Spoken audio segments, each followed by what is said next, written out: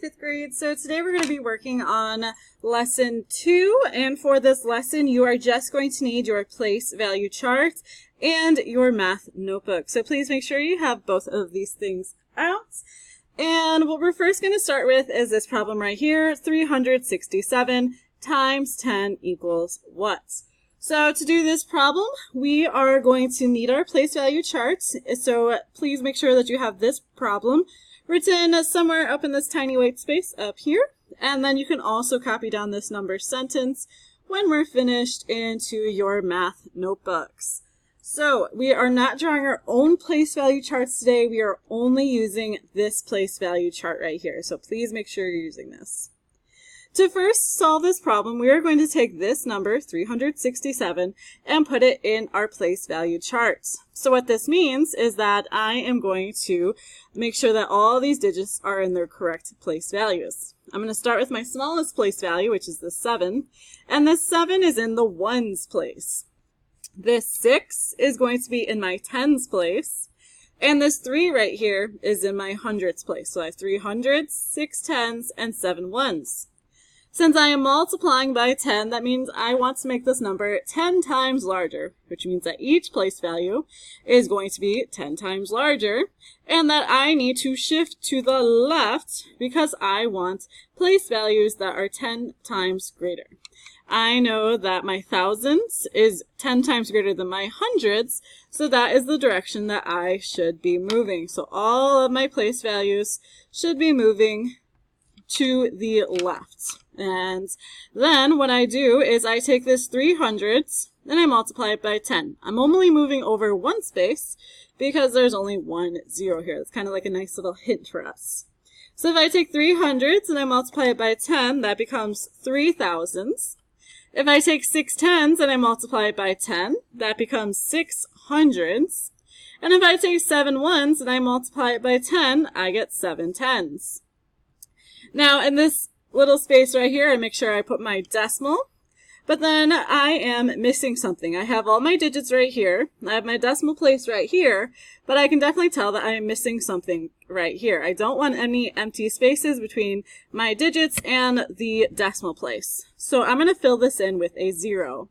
So I now have 3,600, 7 tens, and 0 ones. I'm going to write this number up here. I'll put in that apostrophe as well. Or the comma, sorry. And then we have 3,670 as my answer. 3,670 is 10 times greater than 367. So this should be copied into your place value chart.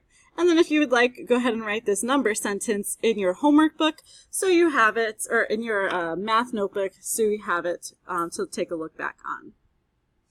Now for our next problem, what we're going to do is we're going to take this same number, 367, but I'm going to do something a little bit different. What I'm going to do now is I'm going to divide it by 10 and find what that equals. So when I'm dividing by 10, I'm still going to start with the same number right here because this number hasn't changed yet. So I still have 300s, 6 tens, and 7 ones. But now I want to make sure I pay attention to this symbol right here. I'm dividing. So that means I'm shifting to the right because I know that my tenths are less than my ones. And I'm only shifting to the right one time because there is just one 0. So I'm going to move over all my place values one time to the right. So that means that these 300s are going to become 3 tens. My 6 tens are going to become 6 ones. I'm going to put a decimal place here. And then my 7 ones are going to become 7 tenths, which then leaves me with 3 tens, 6 ones, and 7 tenths. I can write this as 36 and 7 tenths, just like that. Go ahead and write this number sentence in your math notebook as well, and then make sure that you have been working on this in your place value chart. So when we multiply, we shift to the left, and when we're dividing, we shift to the right. My digits are still the same, it's just the value that is changing. I'm going to go ahead and erase this and get us started on our next problem. All right, fifth grade. So for our next set of problems, I would like you to try this one on your own first in your place value chart, and then you can write down your answer in your math notebook. After that, go ahead and unpause the video and you can see me finding the answer to this problem. All right, so you should have found the answer to this problem on your own, and now we're going to work on this together and check your answer. So for this problem, I have 4,367 multiplied by 10. So I want to find a number that is 10 times greater. So I have 7 ones, 6 tens, 3 hundreds, and 4 thousands. If you take a look at this, you'll see that this problem is actually very similar to the previous problem we just did. Since I'm multiplying by 10, everything is going to shift to the left because I want a larger place value. I know that 10 thousandths is larger than thousands, so I'm moving in the right direction. I only want to move one place because there is only one zero. So my 4 thousandths becomes 4 ten thousandths. My 3 hundredths becomes 3 thousandths, my 6 tens becomes 6 hundredths, and my 7 ones becomes 7 tens. Now I know that my decimal should be right here. However, now I have an empty space over here. I have all my digits, I have a decimal place, and I have an empty space. Empty spaces get filled with the 0, so I go ahead and fill it with a 0. And I now have 4 ten thousandths, 3 thousandths, 6 hundredths, 7 tens, and 0 ones. If I write out this number, what I get is 43,670, and that is my final answer. If you did not get this correct, please make sure you go back in your notes and fix it.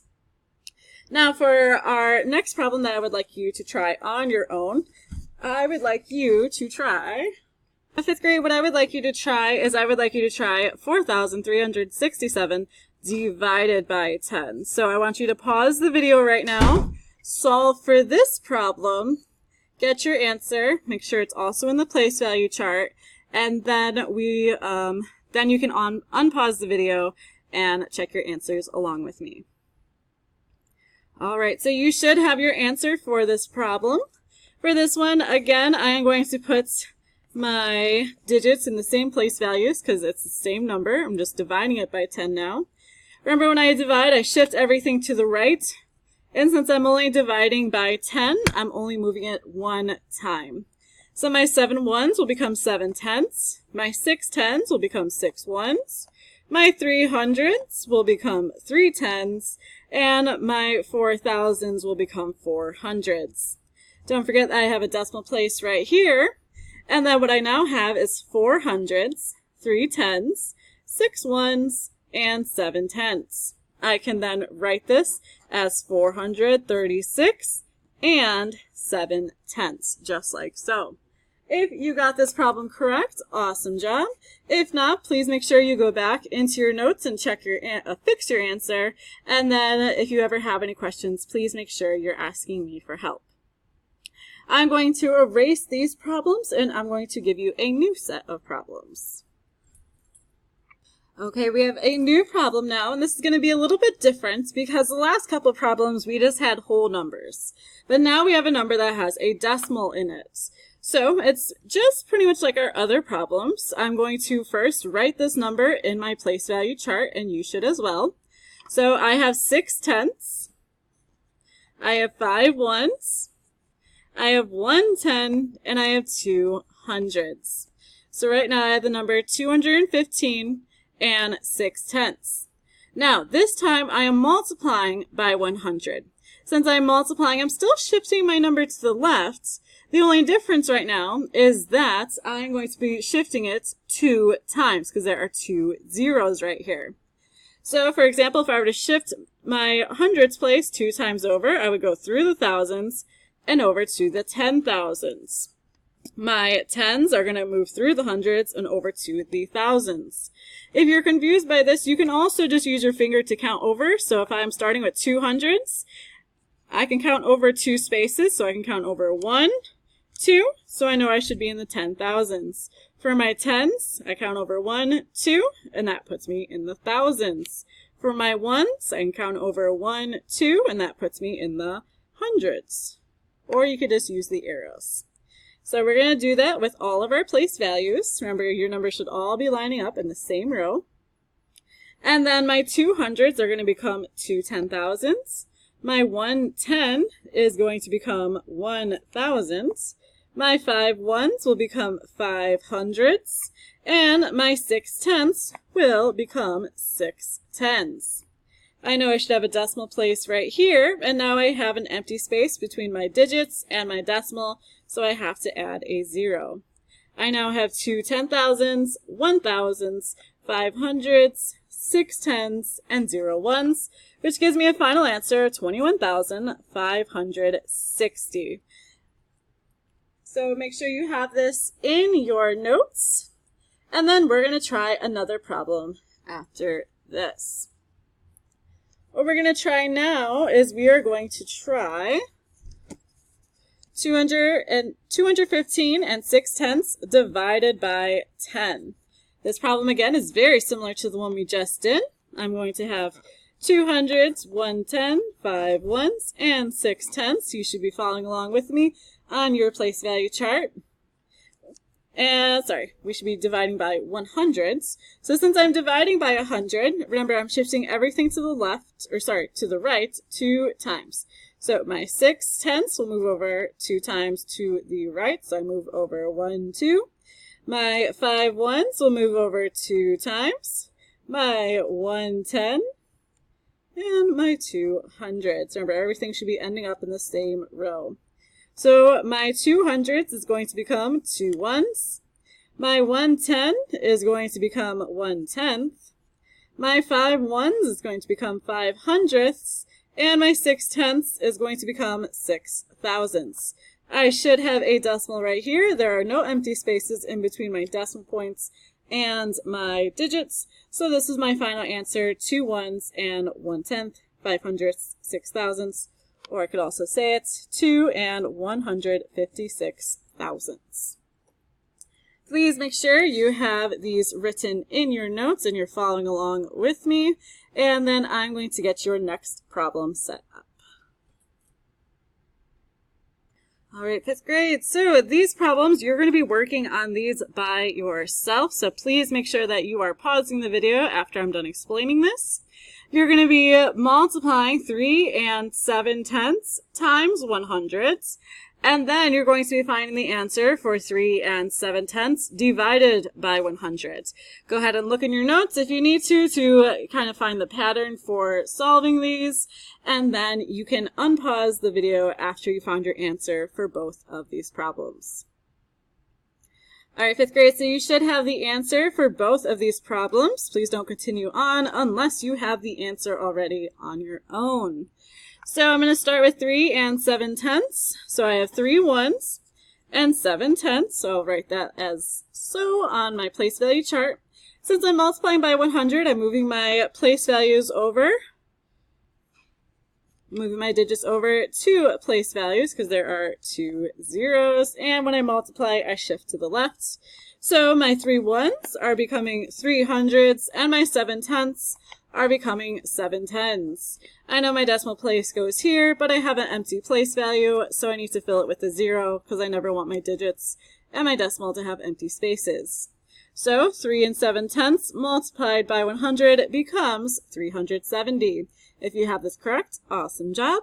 If not, please go back in your notes and correct your mistakes.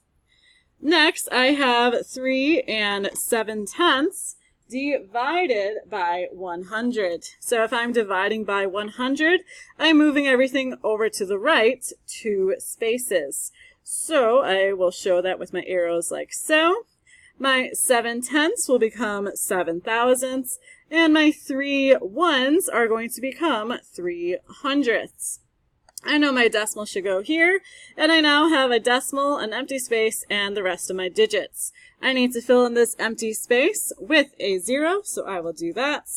And then I get a final answer of 37 thousandths, which I can write as 0.037, and I would say that's 37 thousandths. And that is our final answer for this. Again, if you do not get any of these correct, please make sure you're going back and fixing your mistakes in your notes and asking for help if you need it. I'm going to be putting up our final problems for this lesson up on here, so 1 second.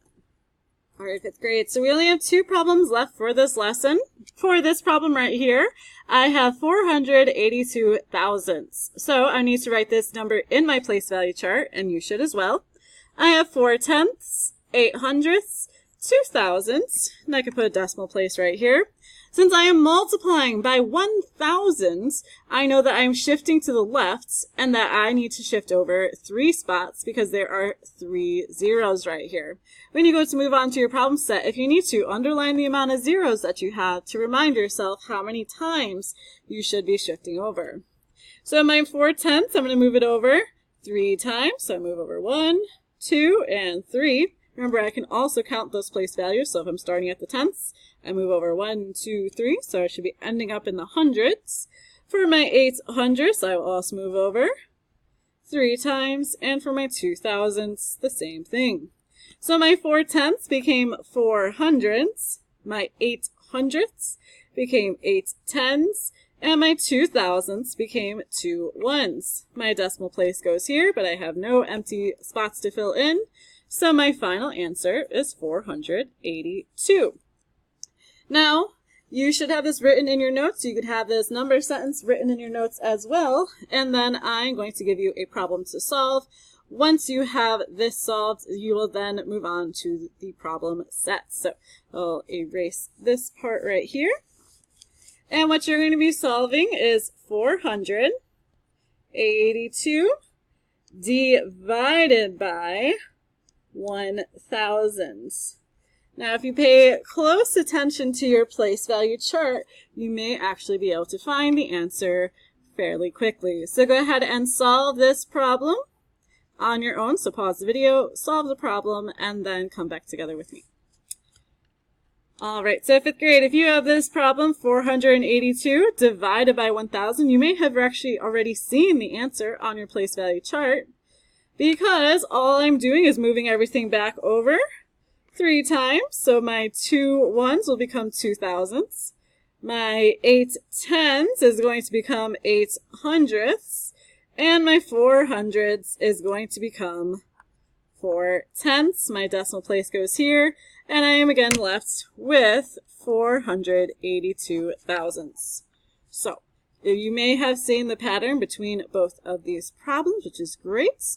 And then 5th grade, you are now going to move on to the problem set. I will have the directions for the problem set up on the board. Great work, and please make sure you have all of this in your notes.